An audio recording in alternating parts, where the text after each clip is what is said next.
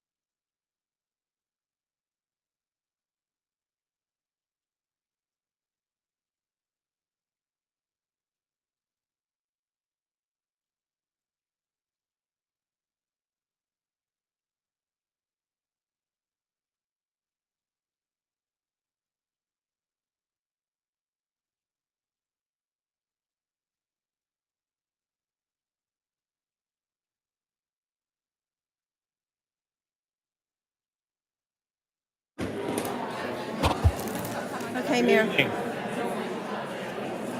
Good evening, everyone. Good Ready, evening. gavel? Thank you all for coming tonight. I would like to welcome Billy Lowe with City Church, who will lead us in tonight's invocation. Well, thank you. Let's pray. Father, sometimes it's good to slow down and simply be thankful. To thank you for the city that we live in, the lives that we have, the safety that we enjoy. Thank you for the leadership sitting around that table that makes decisions.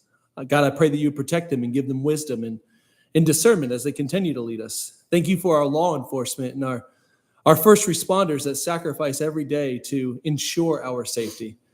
And Lord, thank you for your sovereign grace over this place. So Father, I pray that as tonight and this week, as we celebrate Easter, that we will remember your goodness and kindness. And we pray all this in Jesus' name. Amen. Thank you. Thank you. I would like to call the regular meeting of the Milton City Council for Monday, April 14th, 2025 to order. The city encourages you to review tonight's agenda carefully. Each citizen who chooses to participate in public comment must complete a comment card and submit it to the city clerk prior to the agenda item being called. While the Milton rules allow a speaker to turn in their comment card up until the clerk calls the agenda item, once the agenda item is called, no more comment cards can be accepted. Will the city clerk please call the roll and make general announcements? Good evening, Mayor and Council. I'll be happy to call roll for the April 14th, 2025 regular meeting. I would like to remind those in attendance to please silence all cell phones at this time. As the mayor mentioned, if you would like to make a public comment, you are required to complete a public comment card prior to the agenda item being called.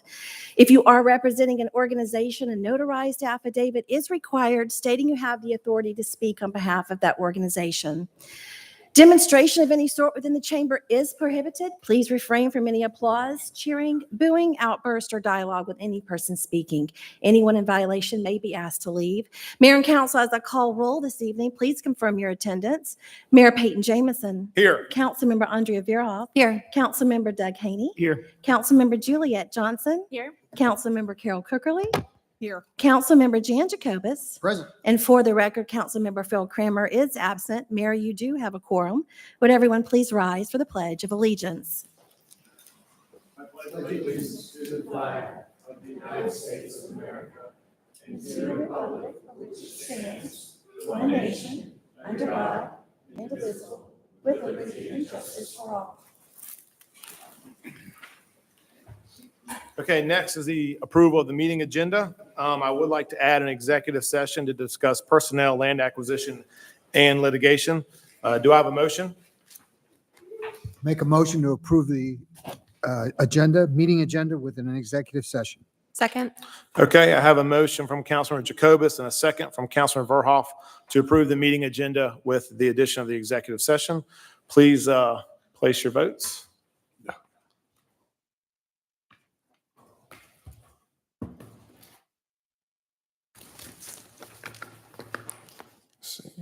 Didn't show up yet. Let it switch over, Mayor. All right, that motion passes unanimously. Okay, next is general public comment. Do we have any public comment? We do, Mayor. We have one. Okay, general public comment is a time for citizens to share information with the mayor and the city council and to provide input and opinions on any matter that is not scheduled for its own public hearing during today's meeting. Please remember this is not a time to engage the mayor or members of the city council in conversation. When your name is called, please come forward and speak into the microphone stating your name, address, and organization, if applicable, for the record. If you will please call the first public speaker. Mayor, yes, thank you. I would like to invite John Lundstedt to the podium, please.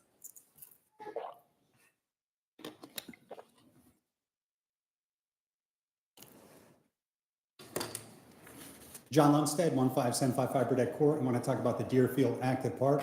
So I listened to the Parks and Rec Board meeting a couple weeks ago where Los Design and Witt from Los Design went through the latest iterations for the active park at Deerfield Park. And I'm sure you probably saw them, right? So there was these designs that had the different fields and the different elements to it. And I was listening. I didn't attend in person, but I listened and I was missing something. And so I listened through again and I thought, wait a minute, it's not capturing the feedback that I provided. And I recruited a ton of people to provide feedback online as well as in person.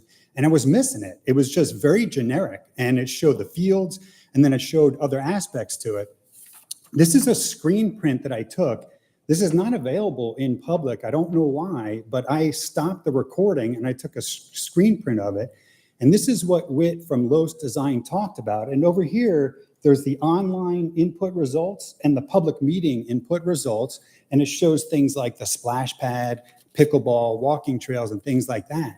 And then I realized what happened. Down here, and it's not even covered, there's 80 votes for multi-purpose fields, way more than any other element, way more than pickleball, splash pads, walking trails. But it wasn't even mentioned. And I know what these people are saying because I spent my own personal time and my own personal commitment to reach out to people at sporting events, by phone, by email, to respond online and to come in person. And they're saying multi-use fields, meaning use the baseball fields for lacrosse and soccer, make everything multi-use. So the other thing is, when I went to the original open house, these are some of the examples of the selection boards where you can go and you can put your little colored dot and say, oh, this is what I think we should have here. So there's things like basketball courts, splash pads, that sort of thing. And down here, and if I could, I'd like to pass this around, there's hundreds of votes for people that wrote in, including me and other people, that said multi-use fields. But we're not being heard. It wasn't shown, it wasn't displayed, it's not in writing, and you can't see it anywhere. So I went to can I pass this around? Is that all right? So I went to the second open house, the latest one, where Lowe's Design was there. And first I asked a whole bunch of questions. And I know other people came because I recruited them and they asked the same questions. So if you look at some of the iterations, like if you look at the center field right here, it's very small. It's very packed in, and there's retaining walls. There's a 6-foot retaining wall just feet on the out of bounds of these fields. Lacrosse, soccer, football goes out of bounds all the time. So are we going to have a 20-foot net in that center field? And the thing is, I asked a bunch of questions, and the answer was always, oh, we'll figure it out. We'll work it out. We'll figure it out. We're going to have more space. Same thing. If you have an athlete that's going to play at that center field and they're playing at 12 o'clock and you get there at 11:30, where are they going to warm up? There's no space for teams to warm up. Are they going to go to the splash pad or the pickleball courts? No. But the thing is, every answer was, oh, we'll figure it out. We'll make more space. We'll work it out. But then it hit me, right? I got the right answer. I said, what about multi-use fields on the baseball fields? And he said, baseball doesn't want it. So Hopewell Baseball does not want their fields to be multi-use fields. And they said that, and that's what it's going to be. And that's not fair. That's not right. The will of the people, and you see on that vote, and you see in this vote right here, is multi-use fields. This is the will of the people. So I demand that we go back and change these input results to reflect the vote. Because if you put multi-use fields, it's going to dwarf everything else. That's the will of the people. That's what they want, multi-use fields. The other thing is pickleball. This is going to kill me. So Whit from Lowe's Design at the Parks and Rec meeting says, oh, we need 8 pickleball courts because the pickleball aficionados say you need 8 courts to do a round robin tournament. Number one, why are we worrying about a round robin tournament? Number one. Number two, I asked him in person, who are these pickleball aficionados? Oh, people that play pickleball. That's not right. Somebody on the Parks and Rec board made the comment, there's no pickleball in Milton. I took this picture at North Park pickleball courts of a pickleball tournament that I ran as a fundraiser. You have to drive past these pickleball courts to get to whatever pickleball courts they're going to be at Deerfield. That's not right. We shouldn't have people saying that. We should use every ounce that we have for those fields. We should show the will of the people, which is multi-use fields. Thank you. Thank you. Do we have any other public comment? Mayor, that concludes general public comment. Okay, I will close public comment and now move on to the consent agenda. Will the city clerk please say on the items? Mayor, that first item is approval of the March 17th, 2025 regular city council meeting minutes. It's agenda item number 25078. Next, we have approval of an intergovernmental agreement between the city of Milton and Fulton County for water line relocation on the Birmingham Middle Bridge project. It's agenda item number 25079. Our next item is approval of an intergovernmental agreement between the city of Milton and Fulton County for water line relocation on the Big Creek Greenway Connector project. It's PI 0015078, and it's agenda item number 25080. Our next item is approval of change order number 1 to construction services agreement with J.G. Leone Enterprises, LLC, for the Freemanville Road at Birmingham Road roundabout. Agenda item number 25081. Our next item is approval of an agreement by and between the City of Milton and Relation Insurance, doing business as Relation Insurance Services of Georgia, to provide compliance with the Health Insurance Portability and Accountability Act requirements. Agenda item number 25082. Our next item, approval of an agreement between the City of Milton and Carasoft Technologies Corporation for Very Next Disaster Recovery as a software solution and services. Agenda item number 25083. Our next item, approval of a professional services agreement with Moffitt and Nickel, Inc. for Mayfield District Infrastructure Design Services. Agenda item number 25084. Next, we have approval of a master services agreement and addendum number 1 with First Arriving LLC for digital dashboard software. Agenda item number 25085. Our final consent agenda item is approval of subdivision plats and revisions. The name of the development is 3236 Bali Forest Drive. It's the Manor Golf Course and Country Club. It's land lot 252. It is a minor plat to combine lots 167 and 169 in Phase 2 east of the Manor Golf Course and Country Club subdivision into a single residential lot. It's a total of 3.49 acres. It's agenda item number 25086. Mayor Jamison? Thank you. Do we have a motion to approve the consent agenda? Mr. Mayor, I make a motion we approve the consent agenda as read. Second. Okay, I have a motion from Councilmember Cookerly and a second from Councilmember Johnson to approve the consent agenda as read. Please place your votes.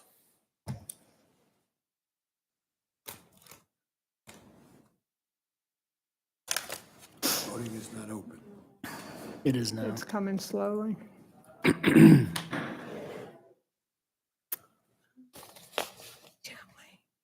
Doing it, Jen.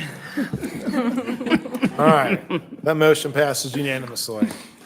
Okay, we will now move on to reports and presentations. Will the city clerk please stay on the first item? Mayor, that first item is a proclamation recognizing Autism Acceptance Month and celebrating those with autism who enrich our community. Mayor Jamison? Thank you. Tonight, we want to recognize and honor the strengths, talents, and unique perspectives of the autistic community. And we also reaffirm our commitment to building a more inclusive and accepting community for all. And with that, I am proud to read this proclamation recognizing Autism Acceptance Month and celebrating those with autism who enrich our community. Whereas about 1 in 36 children are diagnosed with autism spectrum disorder, according to the CDC. And whereas these millions hail from all racial, ethnic, and socioeconomic groups, as well as all types of places, including Milton. And whereas autism is characterized by persistent differences in communications, interpersonal relationships, and social interactions relative to the mainstream. And whereas these differences do not prevent those with autism from being worthwhile, dynamic, and beloved members of society. And whereas these individuals contribute significantly to our culture, economy, and families in countless ways, big and small. And whereas Autism Acceptance Month occurs every April to bolster awareness, increase understanding, and support the appreciation and inclusion of those with autism. And whereas this is an opportunity for those with autism to strengthen their connections to their community, including those who are and are not diagnosed. And whereas autism is different for everyone, much like every individual is unique with their own personality and set of experiences. And whereas the city of Milton recognizes this fact and welcomes those with autism as adored, respected, valued community members. Now, therefore, we, the mayor and the city council of the city of Milton, recognize April as Autism Acceptance Month and embrace people with autism as cherished members of our community, given under my hand and seal of the city of Milton, Georgia, on this 14th day of April of 2025.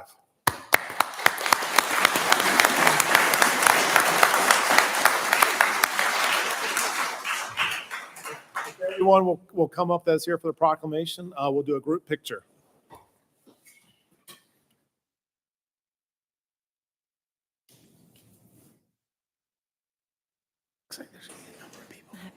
Stand up top. Just, I think stand top. There's a lot of people. Okay. Cozy and- You will just line up there. The mayor will be. Hello. Welcome. Oh, yeah. I can't stand this stuff. Thank you, thank you.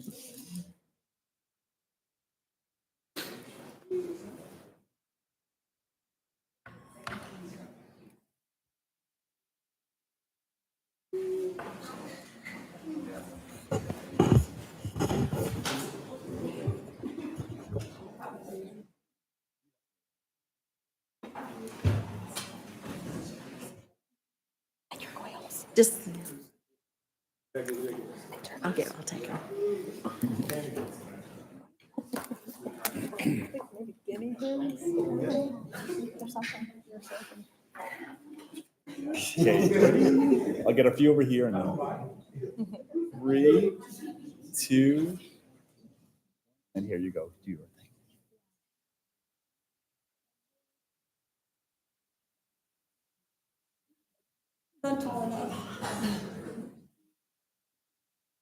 Good? Thank you. Thanks, y'all.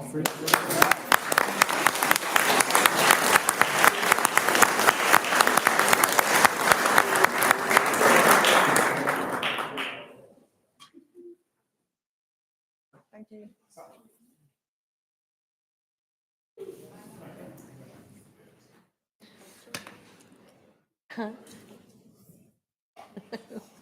Yeah.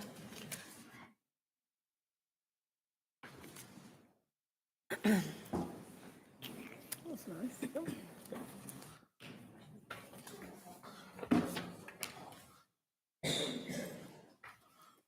Okay. If you will please call the next item. Mayor, item B is a proclamation recognizing April 22nd as Earth Day while celebrating efforts to preserve our natural environments. Mayor Jameson? Thank you. Earth Day is a global reminder of our shared responsibility to protect and preserve the planet we call home. In this proclamation on April 22nd as Earth Day, while celebrating efforts to preserve our natural environment. Whereas Earth Day occurs on April 22nd as an annual opportunity to celebrate our planet and promote measures to protect it for the greater good. And whereas picturesque natural spaces, as well as the flora and fauna that live here, are among Milton's outstanding attributes and reasons why residents choose to make it their home. And whereas the city boasts hundreds of acres of green space and natural parks, where land is conserved, wildlife thrives, and people enjoy tranquil hikes, winding amid trees, creeks, and fields. And whereas residents partner with the city to step up throughout the year to ensure the safety, cleanliness, and quality of these spaces, such as our successful Adopt a Trail program and recent Birmingham Park Cleanup Day. And whereas contributors represent a wide cross-section of our community, ranging from scouts to families to nonprofit organizations to sustainability advisory committee members. And whereas working to protect our overall tree canopy also helps safeguard an organic look and feel as we all, as an appreciation of nature that helps set Milton apart. And whereas the city is a proud silver-level green community, an honor earned thanks to numerous energy efficiency, environmental education campaigns, and other earth-friendly initiatives. Now, therefore, we, the mayor and the city council of the city of Milton, recognize April 22nd as Earth Day and champion efforts to protect the environment for the good of our community and planet. Given under my hand and seal of the city of Milton, Georgia, on this 14th day of April of 2025.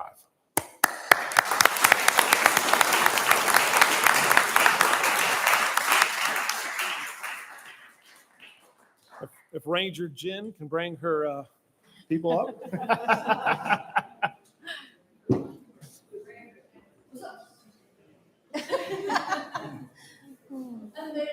Don't let them wait. Don't let them go to the dais first until. Do you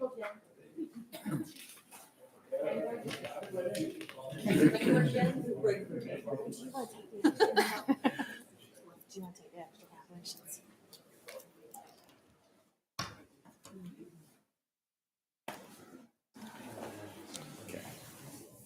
Step on in there, Charlie.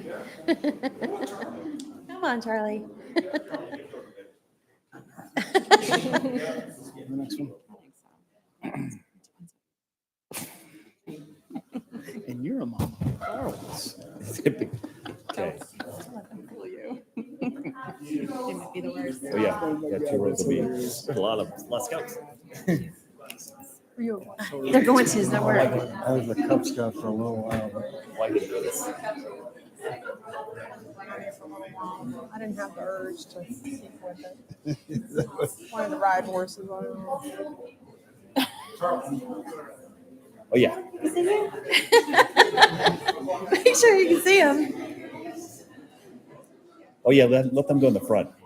Yeah, they go in the front. Perfect. Okay.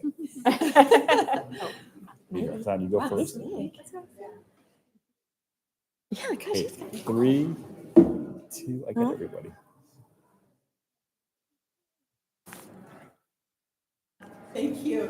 Everyone good? You want more? Okay, thank you.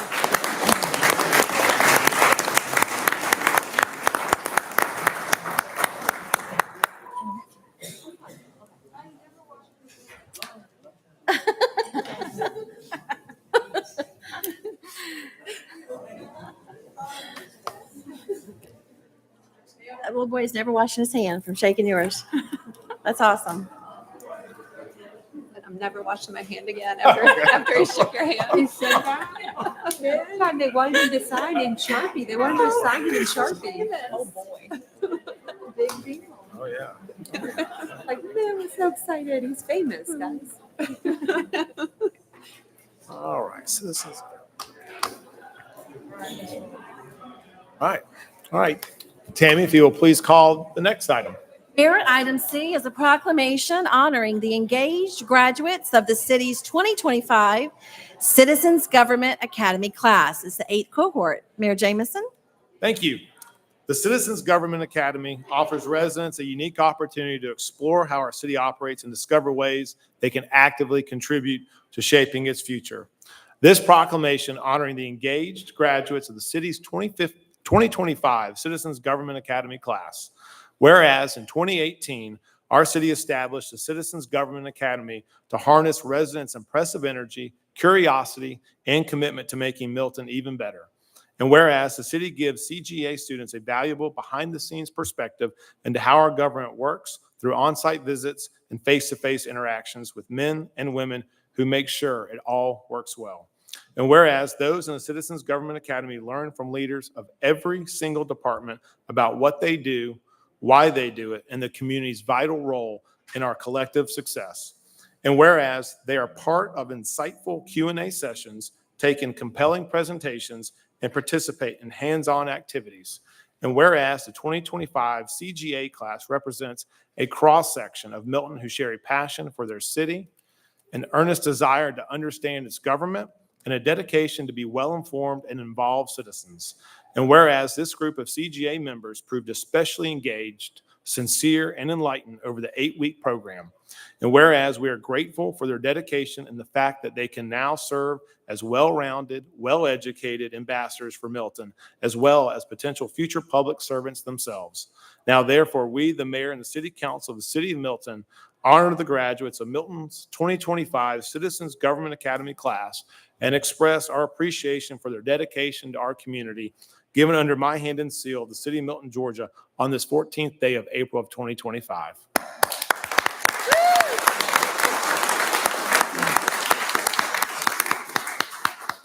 I will now ask Ms. Emily to come up and say a few words. Good evening, Mayor and Council. It is my pleasure to be here tonight to introduce you to our 8th cohort of our Citizens Government Academy, or CGA, as we like to call it. Interest in this program continues to grow year after year, and this group is a wonderful reflection of that enthusiasm, engagement from our community. Over the last 8 weeks, these 18 Milton residents took a deep dive into how our city works, meeting with every department, asking the right questions, and getting a front row seat into the inner workings of local government. If I had to sum up this group in 2 words, it would be curious explorers. They came ready to learn, and they didn't hold back. Their questions were thoughtful, insightful, and sometimes made us go, that's a good point. They showed up each week with a genuine curiosity, and it was evident that they really wanted to understand not just the what, but the why behind Milton, how it runs. Tonight, Milton has gained 18 ambassadors, and I couldn't be prouder. This program truly wouldn't be possible without the ongoing support from each of you, our mayor and council, and from every Milton staff member who gave their time and shared their expertise with this cohort. Their willingness to engage, explain, and welcome our participants into their work speaks volumes. It's clear in every session and in every conversation just how deeply our staff cares about this city and its residents.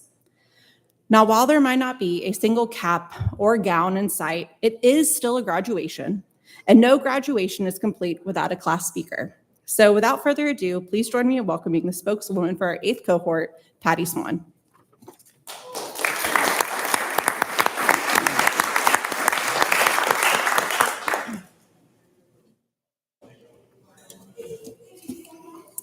Good evening, Mayor Jameson, City Council members, staff, and Milton residents. My name is Patty Swan, and it is my honor to speak on behalf of my fellow Citizens Government Academy classmates. All of us have enjoyed a true red carpet welcome from everyone that we have met during our memorable 8-week journey that highlighted all things Milton. My first draft of this overview was 5 pages long. After all, how can anyone describe our beautiful and award-winning city in just a few words? So, in the interest of time, I have consolidated my thoughts to just a few of the many highlights. From the in-depth presentations we received on how our finance department operates, to similar info that was presented delving into zoning, design review, budgeting, human resources, and beyond, we began to define the definition of what transparency really means. And so Milton's strong foundation became apparent in week 1. In subsequent weeks, we enjoyed a behind-the-scenes look at facilities of our dedicated, professional, and highly decorated first responders. It's nice to know that 45% of our courageous firefighters are paramedics, and that all are EMTs. Milton's Fire Department recently received accreditation as a Commission on Fire Accreditation International, with only 13% of the American population being protected by accredited agencies such as ours.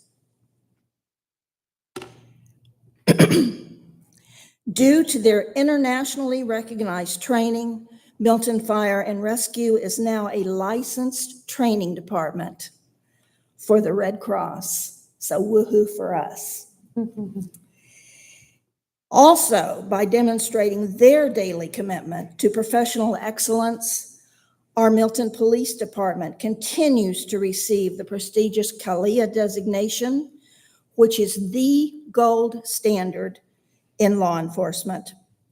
MPD joins less than 5% of law enforcement agencies nationwide who have earned this designation. What began as a department in May of 2007 has grown to now 50 sworn positions comprised of courageous and extensively trained men and women whose mission is to provide exceptional public safety to all of our citizens in Milton. To be ranked in the top 10 safest cities in Georgia and the 39th nationwide is a source of immense pride to all of us. How exciting to hear about our ongoing efforts toward community development that now includes Destination Deerfield. This unique vision will propel our Highway 9, Webbridge Road, and Deerfield Parkway corridors into a whole new rustic yet elegant neighborhood experience unsurpassed anywhere in the nation. From a public works department who can now pre-treat all of Milton's 170 miles of paved roads in 24 hours, to our Parks and Recs department that artfully manages our 400 acres of green space and numerous active parks, our communications, GIS, and IT departments are a vital resource and state-of-the-art tool utilized by every department in Milton. Milton's media presence is nothing short of amazing and is yet another example of the depth of the city's commitment toward its citizens and their community involvement. Thank you, Mr. Mayor and council members, for your input into the creation of the CGA, as that decision has resulted in providing us a behind-the-scenes experience that was beyond compare. How lucky are we to live in such a vibrant city where we as residents find ourselves at the very top of the citizens' organizational chart, of the city organizational chart. The pleasure to reside here is all ours. Thank you. Now, can I ask our GCA graduates to stand?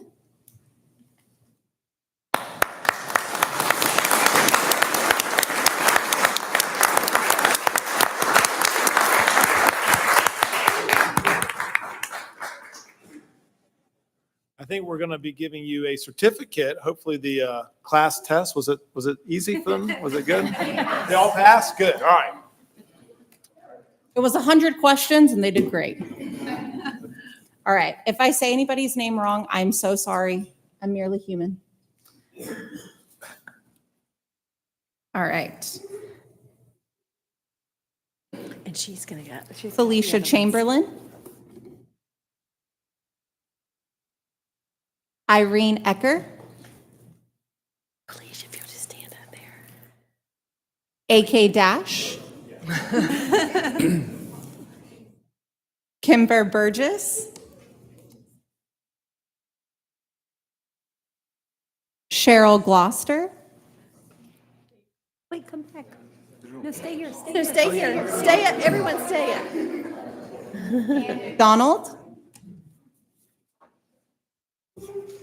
Ron Brown. Bill Kilpatrick. No, you're great. John Murphy.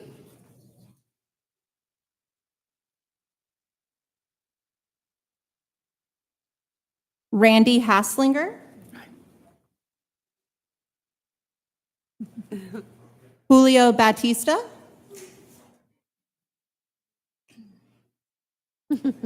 Patty Swan. Manny Mendina. Erica Grayson.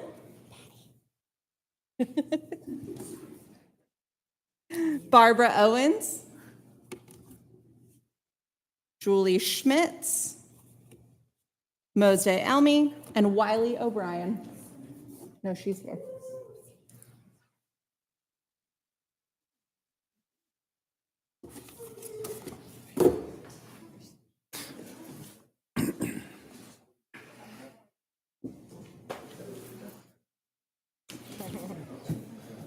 Squeeze them all. Here, I'll go first. I'll go. There we go. 3, 2, 1, and then here.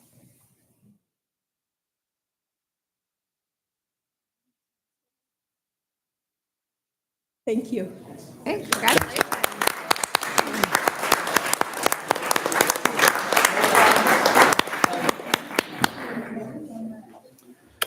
Mayor, I think Patty Swan needs to deliver your next State of the City address.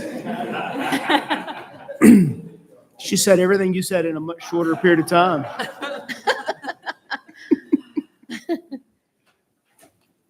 That's very true.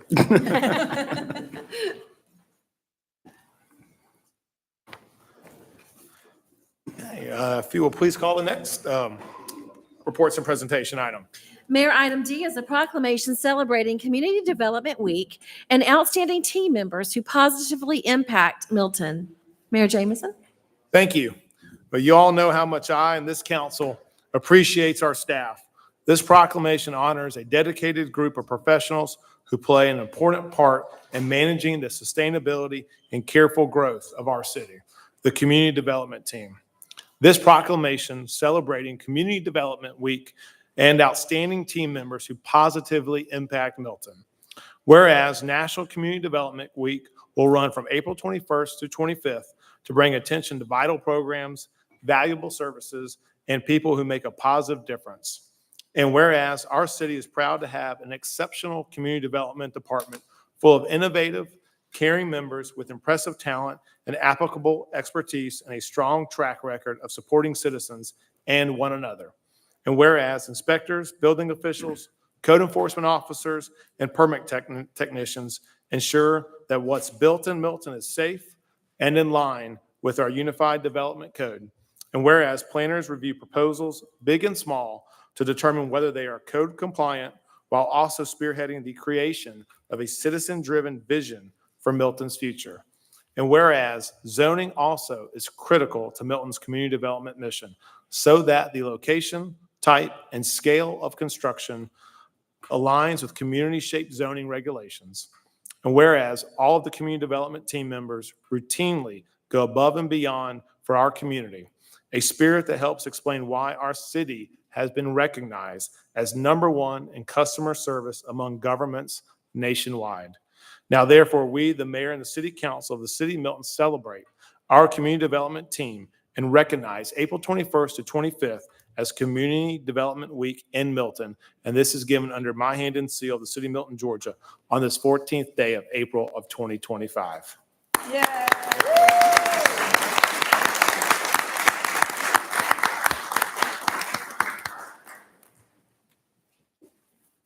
With Bob on the line? Probably. Woo-hoo. All 4. Is there just 4?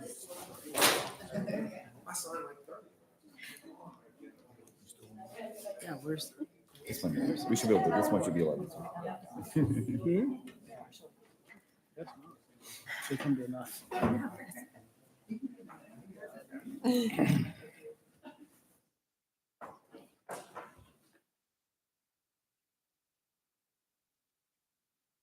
What's wrong? Yeah, it's not. Yes. Okay.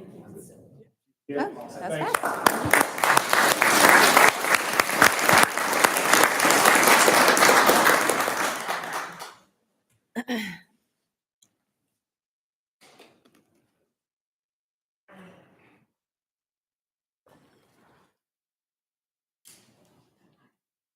Getting those steps. 2 more, Mayor, 2 more.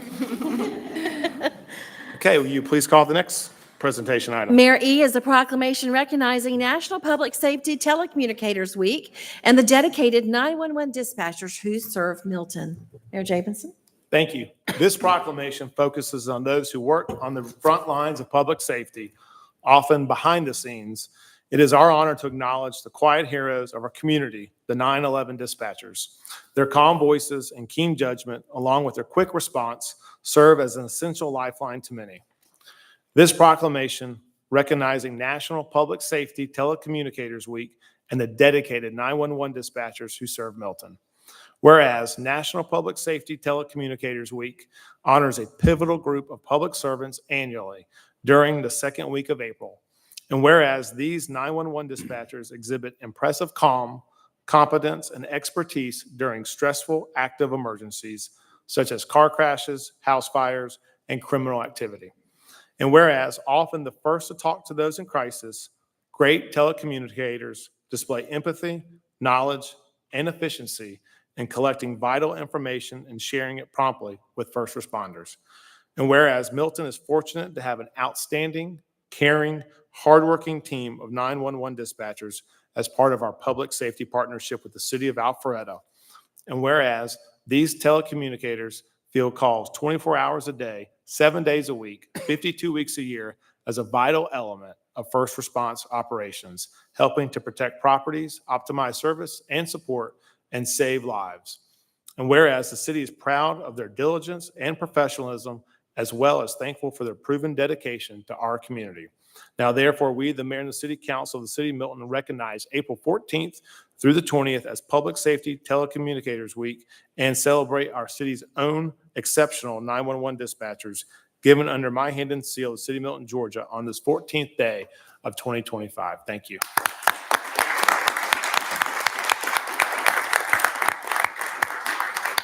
Will our first responders come up? Good. 911 dispatchers and first responders too.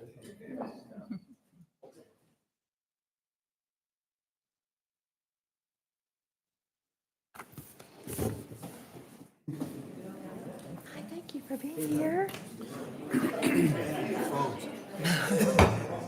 911, what is your Hi, emergency? thank you. How are you? Thank you for being here. I know.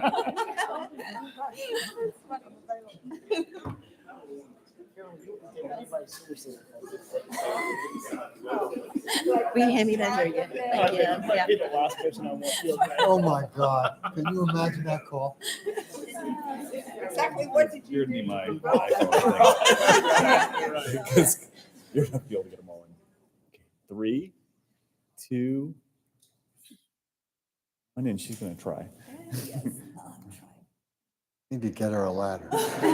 Step stool. need a remote.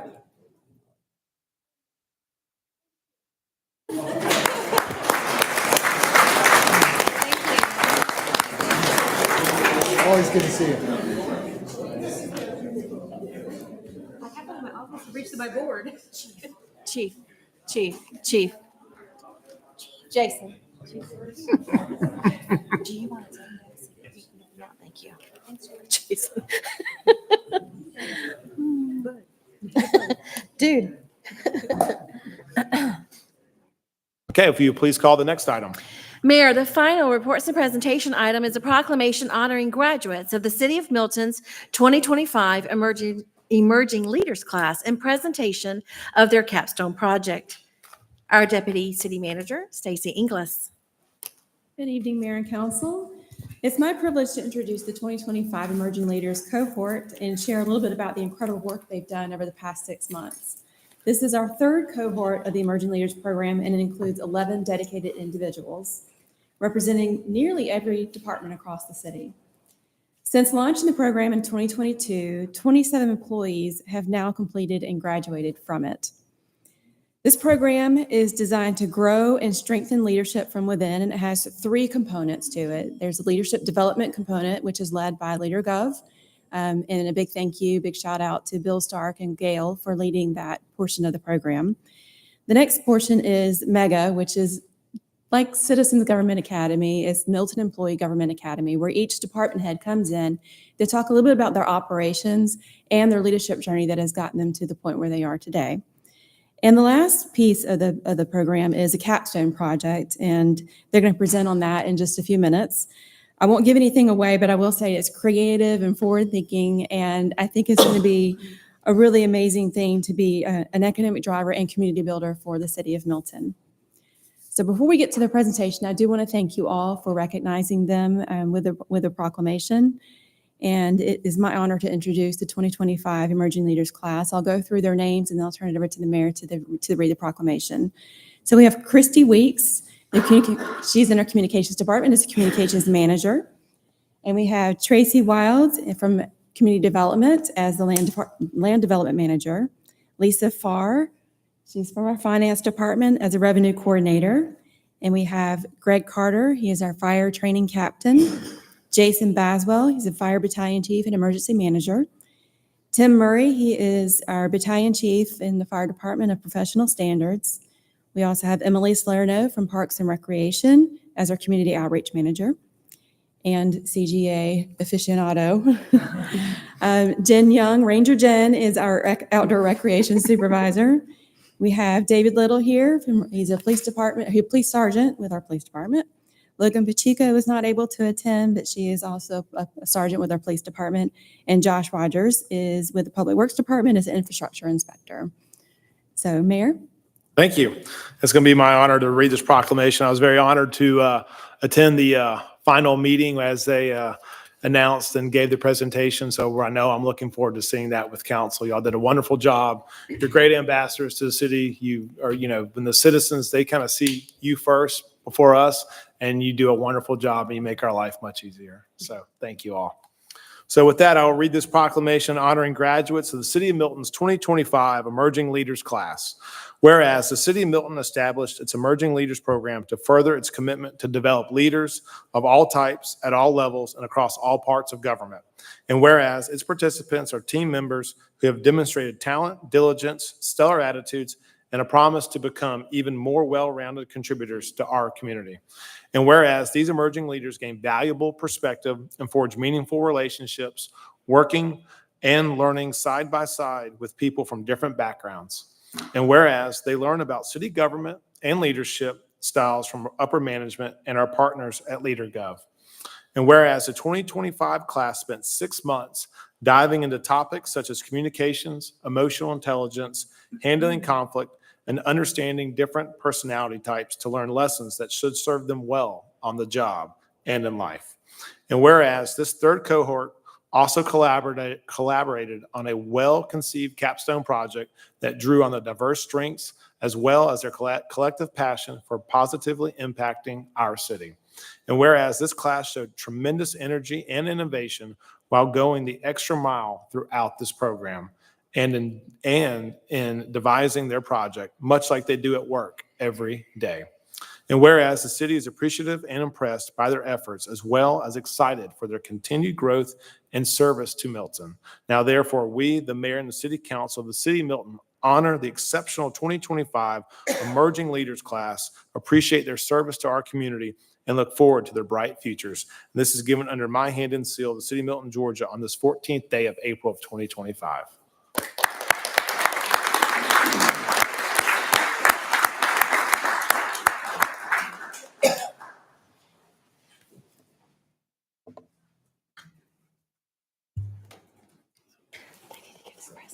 When are you giving the presentation? Okay.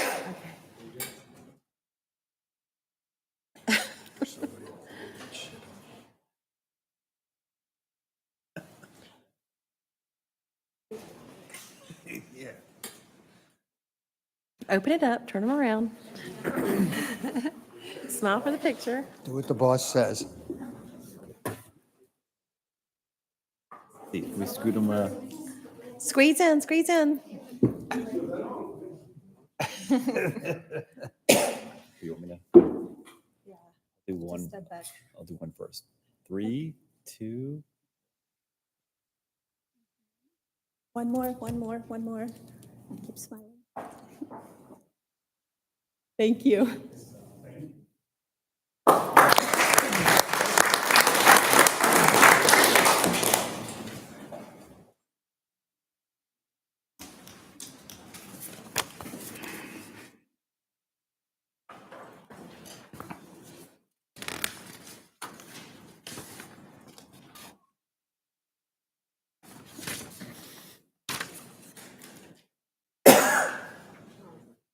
They did the president.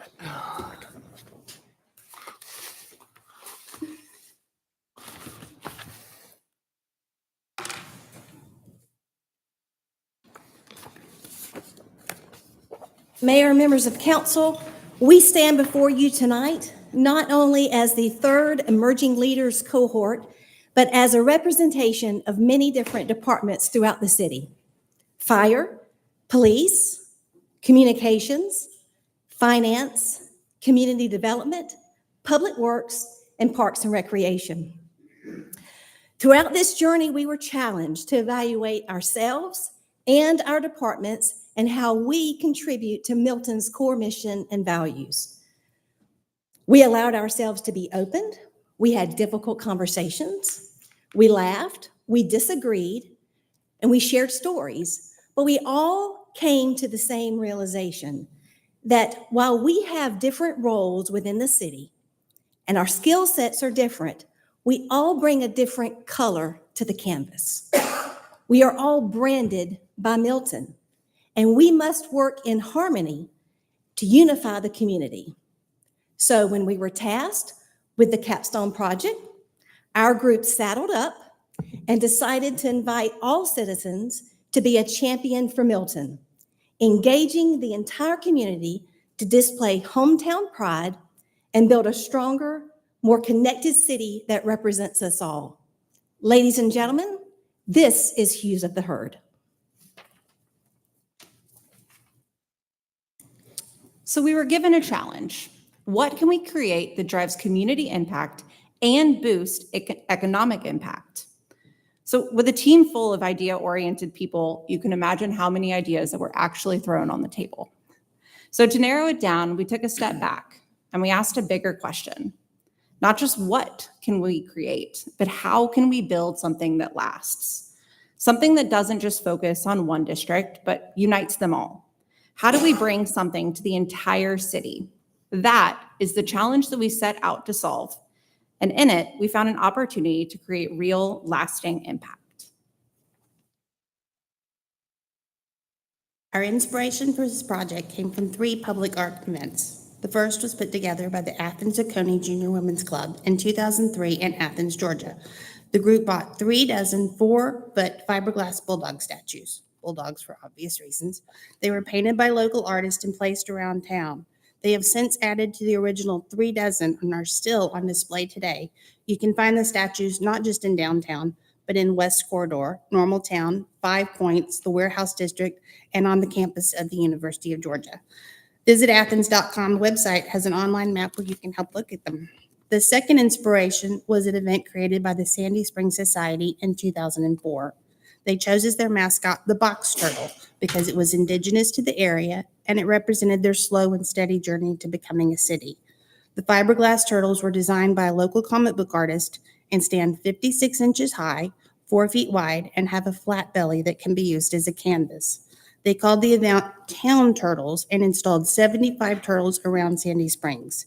They are still on display today, and there's a map online if you'd like to visit them. The third inspiration was the largest and most successful public art event in the world, Cow Parade. The inaugural event took place in 1999 called Cow Parade Chicago. They chose cows because they are universally beloved. The event was so successful, they have since had events in over 100 cities around the world, including London, Tokyo, Paris, Rome, Hong Kong, and for 3 months in 2003, Cow Parade was in Atlanta. I took my kids to see it. What do all of these events have in common? They were all organized to unite the city and foster a sense of community. We thought, how can we bring that to Milton? The answer, Hughes of the Herd. Fiberglass horses painted by local artists spread all around Milton to unite the different areas of the city.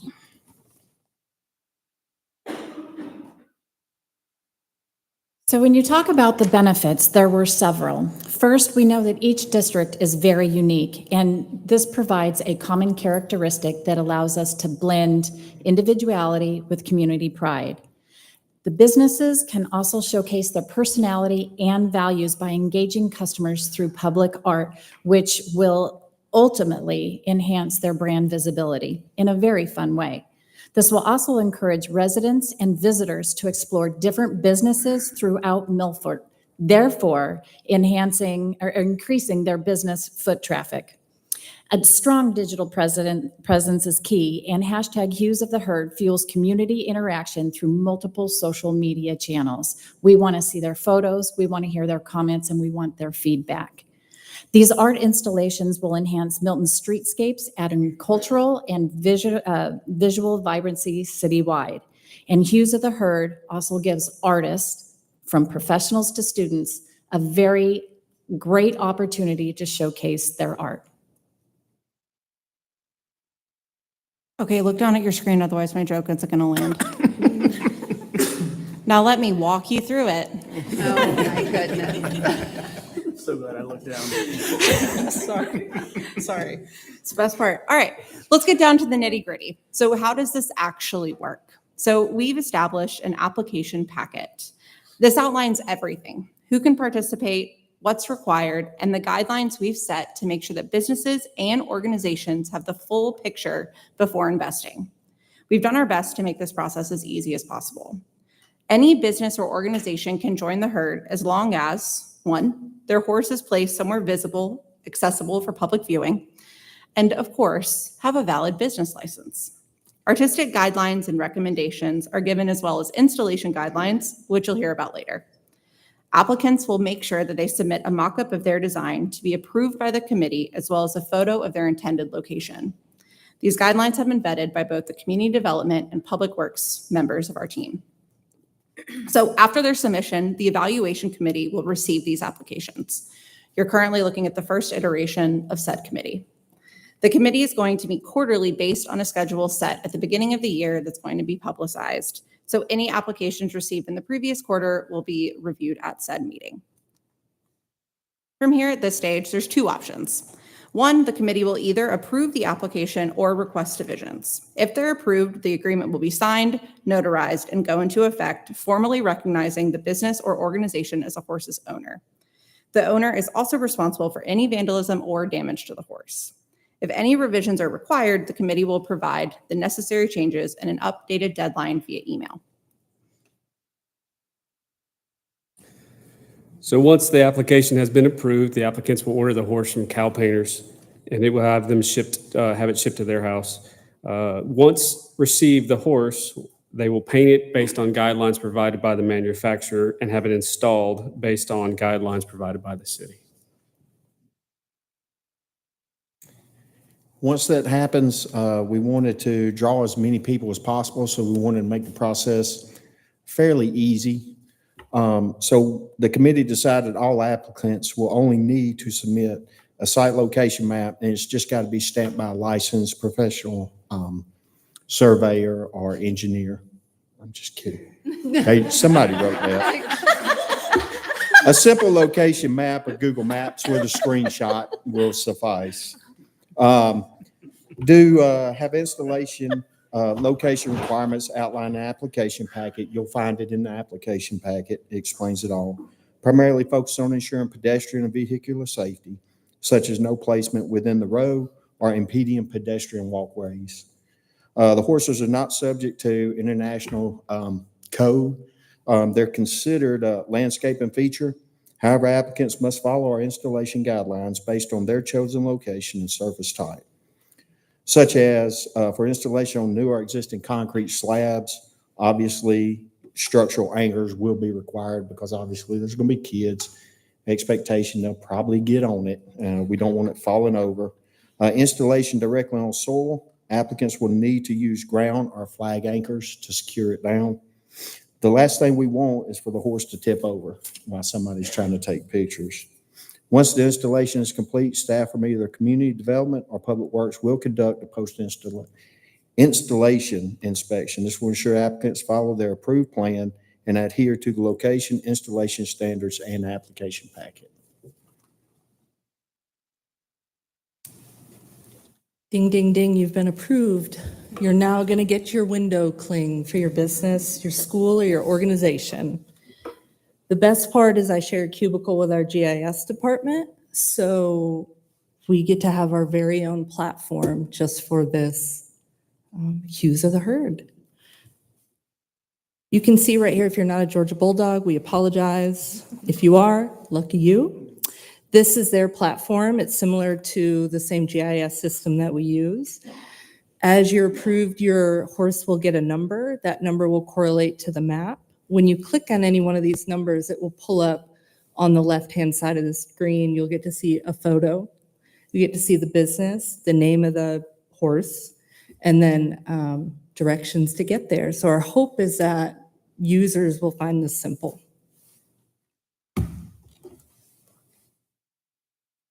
Yeah, so one of the challenges of the project was how we're going to fund it without costing the city any extra. And basically what we did is we looked at other programs that's already been put into place and decided that we were going to put the cost onto the sponsor since they were going to be the ultimate beneficiary of the program. That led us to making it as economically feasible as possible and making sure that we came up with a good vendor of the horse. And basically what you see now is just the chart of the cost breakdown. These costs are more towards the high end. So we've got the $695 is the actual cost of the horse, $345 is the shipping cost per skid, actually.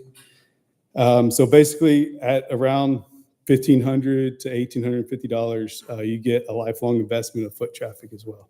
So. All right, so we're going to pretend we got the green light. It's time. It's go time. Obviously, the City Hall horse has to be horse number one, the leader of the herd, if you will. But since this is a community-based project, it's important that the community has a voice in its design. So our artist, potentially Christy's very, very talented son, will create 3 design mock-ups. We're going to review and approve these designs internally to make sure that they align with the vision that we want for our horse. Then we're going to open it up to the community to vote. Our goal is to create a horse that truly reflects Milton and the services that we provide, and something the whole community can be proud of. With that being done, what we're going to do is launch a full-scale communication plan to maximize visibility and community engagement, including press releases, newsletter features, website updates, and podcast opportunities, all anchored by a robust social media campaign with videos, artist highlights, and behind-the-scenes content. Using the hashtag Hues of the Herd and Emily's 3 mock-ups that she just spoke of, we'll invite the community to vote on their favorite. Once we have a winner, we will celebrate with a big announcement and an event, and then move into production, keeping everyone in the loop along the way. This interactive effort reinforces Milton's commitment to connection and community pride.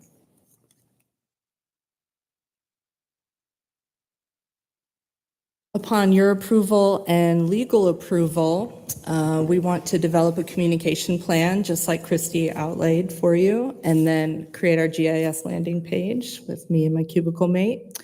And then we would order our flagship horse that would live here at City Hall. Thank you. So council, who's ready to saddle up and join our herd? Thank you. I think Kendra are.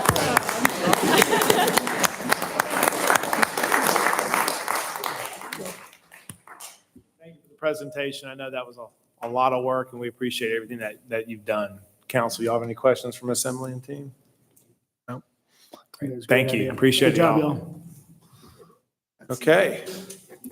No more whereases. We will move on to there's no first presentation, public hearing, or zoning agenda items. We'll now move on to unfinished business. Will City Clerk please sound the items? Mayor, that item is the consideration of a text amendment to the City Code of Milton, Chapter 25, Impact Fees at Section 25-5B, Timing of Assessment and Payment. It's agenda item number 25069. Our interim community development director, Ms. Diana Wheeler. Good evening, Mayor and Council. This next item on your agenda concerns an amendment to City Code Chapter 25 with regard to the timing of when impact fees are paid. Currently, the City Code requires that impact fees be paid either at the time of building permit issuance or certificate of occupancy. And while normally that's not a problem, giving builders that option, we have encountered some difficulties recently in a couple of situations. And so we're proposing a text amendment that would limit the payment of impact fees to just the time of the building permit. So when a builder comes to collect his permit, he would have to pay not only his building permit fees, but the impact fees along with that. The reason for that is because at the time that the certificate of occupancy is ready to be issued, the building is complete. And most of the time, builders, their construction loans are tied to percentage of completion of project, which means that by the time the CO is ready to be issued, the project is finished, the builder has been paid. And so the impact fee then becomes sort of an additional thing that has to be done at the end. But unfortunately, a lot of times homeowner is not aware that there's this $10,000+ fee that has to be paid, and the city will not issue a certificate of occupancy, which means that they cannot move in until that fee is paid. So there's an urgency on the part of the resident, the new homeowner, not always that much of an urgency on the part of the builder who's already been paid and has moved on. And so this has become a problem on occasion for us, and it puts the city in sort of a bad light with new homeowners because they're ready to move in, and we are in a position of not being able to issue that certificate of occupancy because that one final fee hasn't been paid. And so that's created some conflict, which is not really a necessary thing. The homeowner has already essentially paid for this fee, and it should just be through the builder, should be paid upfront. So it's not an issue at the end of the process. We have looked at what other communities do, and we found that basically everybody collects their impact fees upfront with a building permit. Alpharetta uses the same language as Milton, but in practice, they don't do it that way. They actually collect at the time of the building permit. And so our recommendation to you this evening is that the code be amended to remove that option and just require that impact fees be paid at the time that the building permit is issued. Be happy to address any questions if you have them. Any questions for Ms. Diana? Makes sense. Makes sense. Any public comment? There are none, sir. Okay, I will, is it open for a vote? It's open. All right. Mayor, I'd make a Oh, I need a motion, that's right. I was just going right into it. Make a motion to I was reading approve. proclamations like. You're doing good. You're still. Whereas, no, I'd Yeah. like to make a motion to approve agenda item number 25-069. Second. Okay, I have a motion from Councilmember Haney and a second from Councilmember Verhoff to approve agenda item number 25-069. Please place your vote. Okay, that passes unanimously. If you will please call the next item. Mayor, that next item is consideration of an ordinance to amend Appendix A, Parks and Recreation Fees and Other Charges, Chapter 34, Section 24 of the Milton City Code to set fees for late pickup fees and aftercare at recreation programming. It's agenda item number 25070. Our Parks and Rec Director, Mr. Tom McElveen. Just a second here. I'm pulling it up.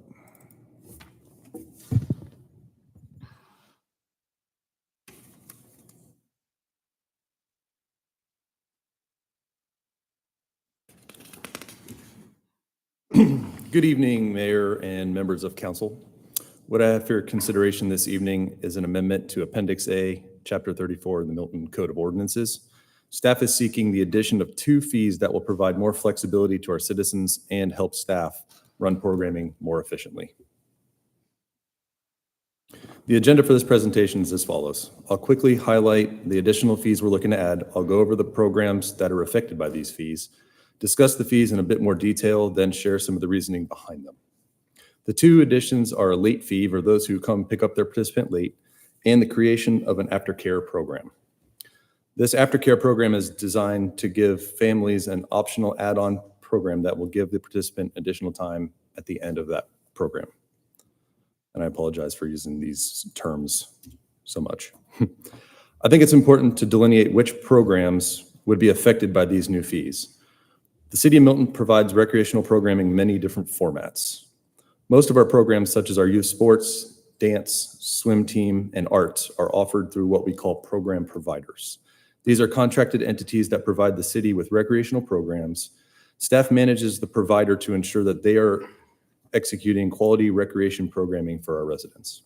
The other way we offer recreation programming are opportunities completely offered through in-house Milton staff. We coordinate, hire the staff and necessary, and then plan the entire program through city resources. Our summer day camps, the Junior Ranger Academy, are great examples of these types of programs. These in-house offerings are the only programs that would be eligible for these proposed fees. Before I go any further, are there any questions on that piece? Very good. What you see now is a breakdown of the 2 fees. First is the late pickup fee. This would be an assessed fee once a parent or guardian arrives late after a pre-specified amount of time.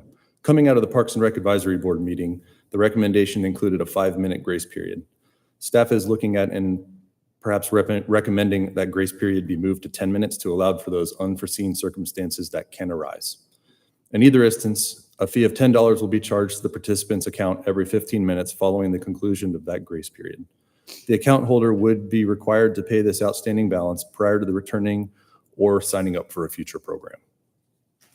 The aftercare program is designed to give the participant the opportunity to stay in the program for additional time. Not all in-house programs will offer aftercare, only programs where staff deems that aftercare will benefit and provide some oomph to the program. This fee originally came to light from staff feedback at Camp Compass, our full day camp over the summer. The proposed fee will be $10 per hour per participant, and we also propose an option for a 20% discount if the participant pays for the entire session up front. So in our summer camp example, if you pay for the full week, you get a little bit of a discount. It helps us plan the staffing appropriately if we know up front who's going to be when. We have had families that were frequent offenders picking up their participants late from various programs. When this occurred, we had to keep 2 members of staff later than scheduled while waiting for the child to be picked up. This affected the staff member's personal schedule and incurred additional staffing costs for the extra time. This fee bundled with aftercare will allow for staff to be more efficiently planned. The aftercare program gives residents more predetermined flexibility for pickup while generating revenues to offset that slight increase in staffing costs. Both of these fees were presented to the Parks and Rec Advisory Board in the December meeting of 2024 and were unanimously recommended for approval by the board. Before we conclude the presentation, I want to quickly go over a possible decision point. The late pickup fee is currently written for this agenda item as the PRAB recommendation with the 5-minute grace period. If the staff recommendation, increasing that grace period to 10 minutes or some other agreed upon amount of time is preferred, the motion will need to include that modification. Thanks for your time this evening. I'll be glad to take any questions. Mayor? Great. Thanks, Tom. Do you have any questions for Tom or staff? Okay, so 5 minutes seems awful tight. So if we can approve a staff's recommendation, which is 10 minutes, is that right? Okay. So are you all okay with staff's recommendations of 10? Yeah. Yeah. For that? Yeah. You ready for a motion? Do we have any public comment? We have none, sir. We'll close public comment and I will hand it over to Councilmember Cookerly. Mr. Mayor, make a motion, we approve agenda item number 25-070 Second. with the recommended 10-minute. Second. Okay. I have a motion from Councilmember Cookerly and a second from Councilor Haney to approve agenda item number 25-070 with staff's recommended conditions. All in favor, please press your voting.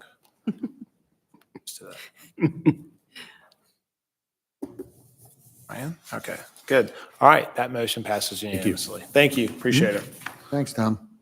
Okay, we will now move on to new business. Will the city clerk please sound the item? Mayor, that first new business item A is consideration of a health services contract between the City of Milton and Right Sight Health Physicians LLC for telehealth service to non-emergency patients. It's agenda item number 25087. Mr. Mark Haskins.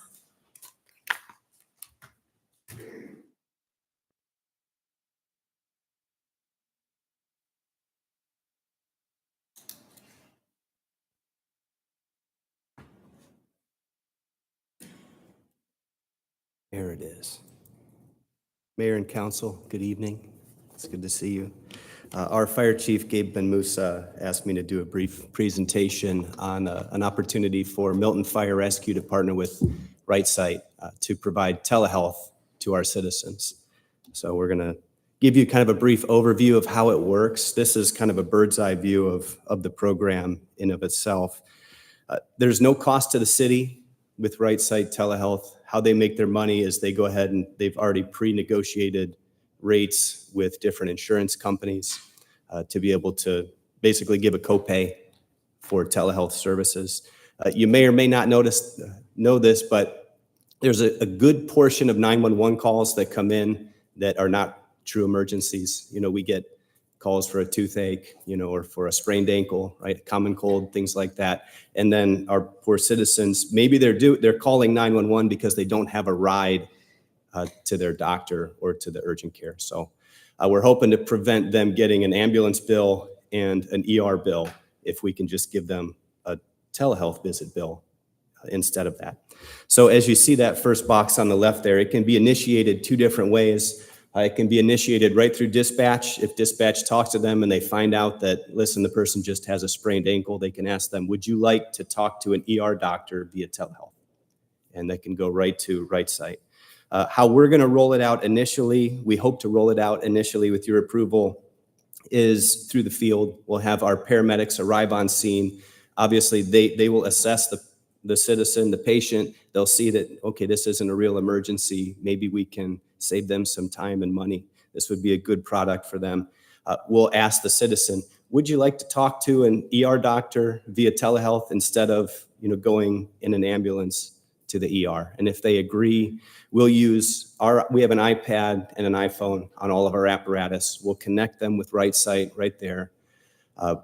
Now we'll give a pass down to the doctor, and then we'll work with the doctor. It usually takes 5 to 10 minutes to do an assessment together. We'll use FaceTime, and so the doctor would give us directions on what he wants to see, how we proceed with the assessment. If then at the end of that assessment, the patient, us, and the doctor all agree, okay, this would be a good person or a good candidate for RightSight, then we would transfer care to the doctor. We'd get a signature, a refusal of transport, and they'd be a RightSight patient from then on. And then at that point, RightSight, they hand it over to their community navigators. They call them patient navigation. Maybe the person they need a ride, right? Maybe that's why they called 911. They have a sick kid. They don't have a car. So RightSight actually will line up Uber to take them to their doctor and back. And they don't charge for the Uber.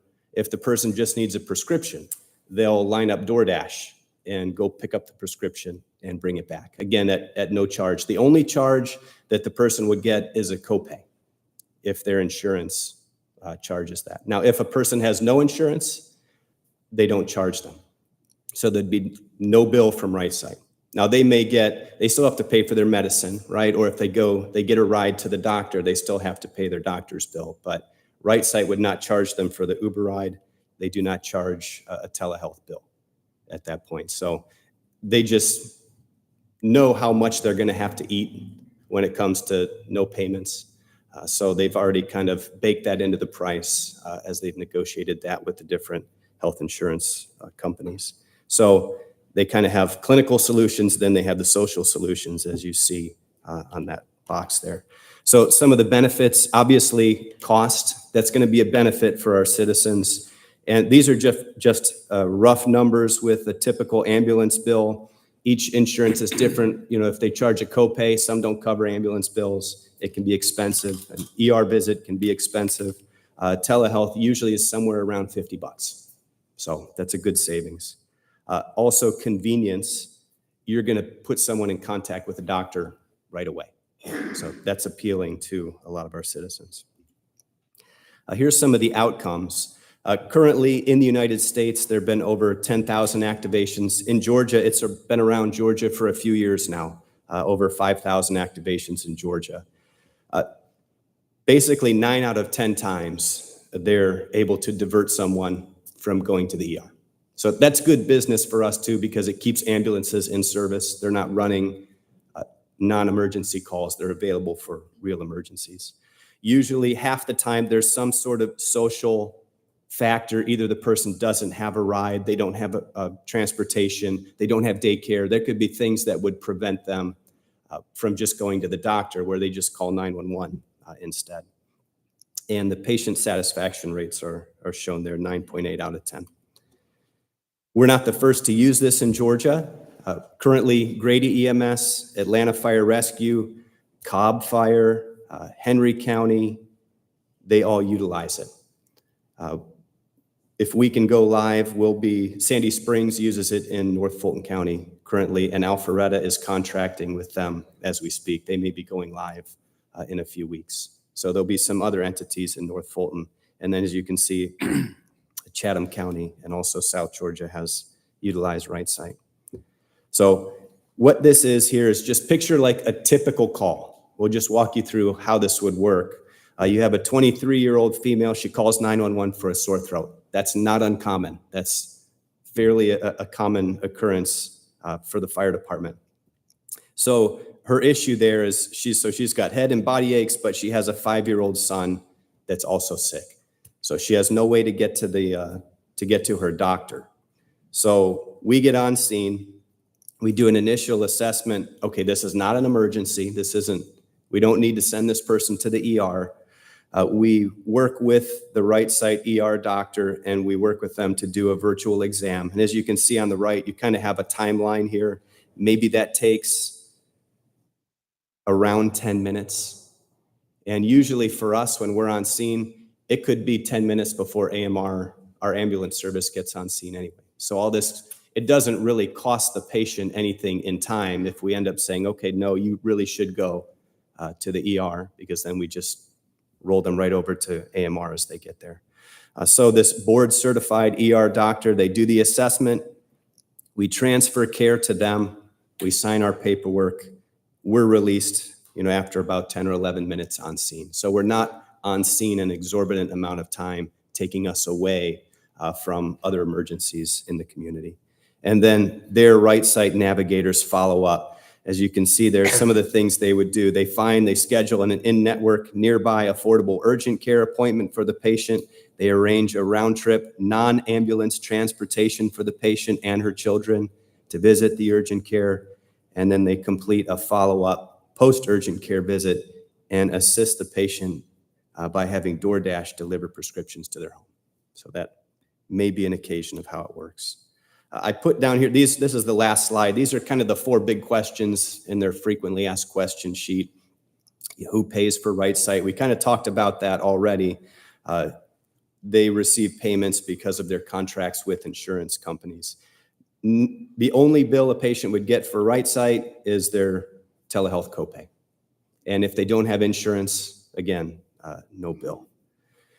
If transportation is required, how does that work? Well, we kind of talked about that. They will arrange that, again, at zero cost through, Lyft, Uber, and then also, DoorDash to pick up pharmacy needs. And does Right Site pose a liability concern? Actually, it reduces liability because we're handing over patient care to someone of a higher medical level than we are. We're allowing a doctor to take that patient on. So that's it in a nutshell. Do you have any questions for me about Right Site? No, any questions? I think it's great. Yeah. Yeah. 5 years ago, I service. didn't think we'd be talking about telehealth and door dashing. So it's amazing how things are moving along, and you are doing a great job. So thank you. Thank you. Okay. Any public comment on this? We have none, sir. Okay. With that, I would like to open it for a motion. Make a motion that we approve agenda item number 25-087. Second. Okay, I have a motion from Councilor Jacobus and a second from Councilor Johnson to approve agenda item number 25-087. Voting's open.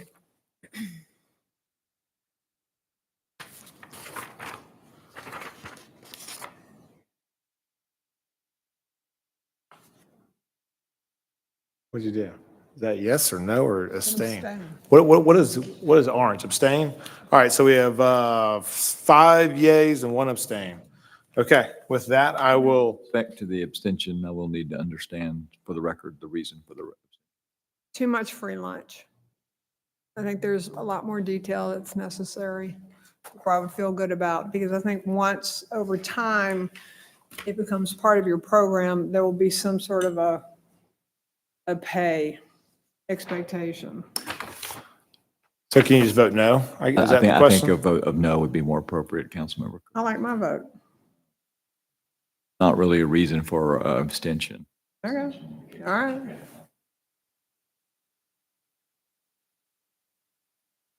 There we go. Motion carries 5-2. Still not updated. Wait, let it just update. There we go. Okay, thank you. Motion carries 5-1. Thank you. Thank you, Okay. Councilman. We will now move on to the next item. Mayor, that next item B is consideration of a resolution to condemn property rights needed for Bethany Road at Providence Road Roundabout Project. Parcel 8 is 2,544.82 square feet, which is 0.058 acres of permanent easement for construction and maintenance of utilities and slopes and site improvements. The owners are Joe Jose and Marisol Salvatierra. It's agenda item number 25088. Our city attorney, Mr. Ken Gerard. Thank you, Mr. Mayor, members of the council. I will handle these next 3 items, and presentation I'm going to give on each of them is going to be roughly the same. I try to give my government's sort of the salient data points before I ask them to adopt a resolution of condemnation.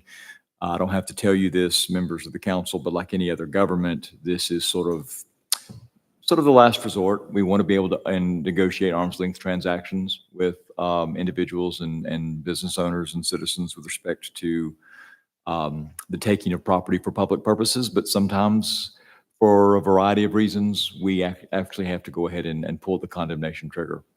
So in this situation, this pertains to Bethany Road at Providence Road, the Bethany at Providence Roundabout project. This is parcel 8. The parcel owner is Jose Salvatierra and Marisol Salvatierra. There is no opposing counsel. That's a question that we get a lot. The city council district appears to be Councilmember Haney, we believe. The size of the parcel is 1.66 acres, and we are not taking any permanent fee, so the size of the parcel after our condemnation will remain the same. But what we are taking is a permanent easement for the construction and maintenance of utilities and slopes, a permanent easement of 2,544.82 square feet or 0.058 acres. The appraisal was performed by one of the required dedicated appraisers that Milton has retained, and the just and adequate compensation for this permanent easement was valued at $14,425. I have no problem telling you that. That's the amount that we will pay into the registry of the court when the actual condemnation is filed. And the reason for the condemnation is we are simply unable to resolve all issues and settle with the owner of the property. There is a title issue. This is not uncommon. A lot of times when there are title issues, whether because they're in probated estates or whether because there's nobody that's looked at title for a long time, sometimes it's just more efficacious to just condemn. That's what we're going to have to do here. There has been litigation involving title going back to 2017. The two property owners were married but separated at the time the quiet title action was filed. Current marital status of the owner is unknown. The critical takeaway is that the issue of compensation and who is entitled to the compensation need to be just resolved by an arm's length transaction. Mr. Mayor and members of the council, with respect to this agenda item is my request. I think everything is in order and that a motion to approve the condemnation resolution. Okay. Thank you. Do we have any public comment on this agenda item? We do not, sir. Okay, I'll close public comment. I will open it for a motion. Make a motion to approve agenda item number 25-088. Second. Okay, I have a motion from Councilman Jacobus and a second from Councilmember Cookerly to approve agenda item number 25-088. The voting is open. Okay, that motion passes unanimously. If we will please go on to the next item. Mayor, that next item is C, consideration of a resolution to condemn property rights needed for Big Creek Greenway Connector Project. Parcel 6, 5,701.11 square feet of temporary easement for construction of slopes, 1 temporary driveway easement and site improvements. The owner is First Town LP. It's agenda item number 25-089. Ken? Mr. Mayor and members of the council, the first one's always the hardest one. Now I pick up speed and begin to read faster because I've sort of given you the template of what we're doing here. This is Big Creek Greenway Connector, parcel 6. The parcel owner is First Town LP, a limited partnership. There is an opposing counsel, Jess Cava. Looks like it's in Councilmember Verhoff's district. And one, just like the previous one, there is no fee take, so the piece of property will be similarly sized after we condemn.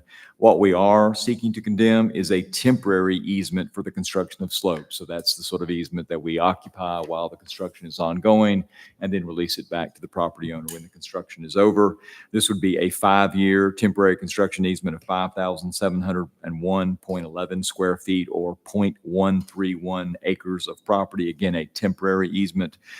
The just and adequate compensation for that temporary take of the bundle of property rights was valued by the city's appraiser as $35,500. And the reason for the need to condemn is we are simply unable to resolve issues and settle with the property owner in an efficient time. So what I would submit to you is this is different. This is not an issue where we're having trouble identifying who holds title. This is simply sometimes can't agree. order for us to begin to continue and not delay the entire project, we do have to sometimes just go ahead and condemn it. That doesn't mean anything except for the fact that we will at least then be able to certify right away, commence construction, and we'll still obviously be trying to work it out with the property owners with respect to the value. And of course, if we can't, then ultimately a jury will. It is my recommendation, just like the previous one, that this condemnation resolution is in order and that the council approves them. Okay, thank you. We have any public comment on this? We do not, sir. Okay, thank you. With that, I will open it for a motion. Make a motion to approve agenda item number 25-089. Second. Okay, have a motion from Councilman Verhoff and a second from Councilman Jacobus to approve agenda item number 25-089. The voting is open. Okay, that motion passes unanimously. If you will please call the next item. Mayor, that next item D is consideration of a resolution to condemn property rights needed for Birmingham Road Middle Bridge Project Parcel 13 is 0.078 acres of fee simple right-of-way, 1,274.842 square feet of permanent easement for construction and maintenance of drainage, utilities, and slopes. This is a lot of numbers here. Hold on, let me see if I can see them. 615,901 square feet of, 615. got it. Temporary construction easement and one driveway easement. The owner are Walter and Lundy Matthews. It's agenda item number 25090. Help me out, Mr. Gerard. On it. I'm going to take that and run with it. That was a great intro. So once again, we have our third resolution for condemnation this evening. And so I'll just go through the high points. Once again, it's Birmingham Road Middle Bridge Project, Parcel 13. The parcel owners are Walter Matthews III and Lundy Matthews. There's no opposing counsel on this one. Looks like this is in Council District 2. This is Councilmember Henny's district, we believe. So we are actually taking some fee ownership on this one. So the size of parcel right now is 5.443 acres. After the take, it will be reduced to 5.365 acres. And so what we're taking is fee simple right-of-way of 0.078 acres, permanent easement for construction of maintenance of drainage, utilities, and slopes of 1,274.842 square feet or 0.029 acres.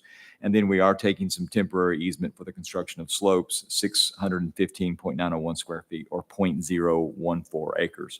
Our appraisal for just inadequate compensation of the entirety of that bundle, not only the fee simple, but also the temporary takes and the easement takes, is $26,100. Okay, so that's the amount we will be paying into the registry of the court to say that's what we believe is just an adequate compensation to take this property.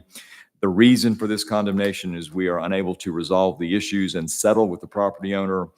And I will tell you, just to give a little bit of flavor for this, is how hard we do try on these, that it is our understanding, based upon staff's engagement with the owner, that the counter to our $26,100 was 20% of the home price, which on this particular parcel is $1.4 million. So the counter is estimated to be $280,000. So there's a significant delta there, and that's probably one that just needs to go ahead and be condemned. Okay, thank you, Ken. Any questions for Ken on this one? Any public comment? There are none. Okay, I'll move on to a motion. Make a motion to approve agenda item number 25-090. Second. Okay, I have a motion from Councilor Jacobus and a second from Councilor Haney to approve agenda item number 25-090. The voting's open.